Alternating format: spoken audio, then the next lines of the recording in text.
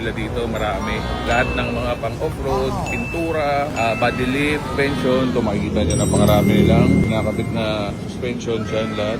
Ganun din dito. Lahat ng setup, mags, gulong, lahat ng setup ng pang 4x4, meron sila dito. Pati mga accessories pang overland, meron din sila dito. Pakita rin natin yung loob, no? Kung meron sila mga bumpers dito, camping setup, mga mags, gulong, shocks. So basta kung ano yung naisip yung pang off-road, meron dito. Magmula low-end hanggang high-end, O-Lings, yung mga room box, lahat yan meron dito guys. Pro fender, mga recovery. So literal na dito, kung sumubudol, punta ka dito. So siya guys, oh. At sa inyo guys, itong ilalim mo yan. Pinakalawang na siya. So dapat hindi ganyan. Marami pa yung part na yan, silipin natin yung ilalim. So ito guys, kung mapansin nyo yung ilalim mo, parang medyo hindi talaga siya naka-undercone compare sa mga modelong sasakyan, no?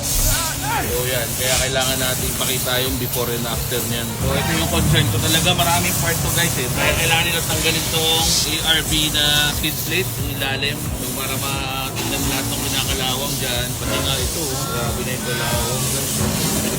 Yo, so iiwan na natin dito guys, si FSR na ang bala, si Boss Francis. So iwan natin to, balikan natin after magawa.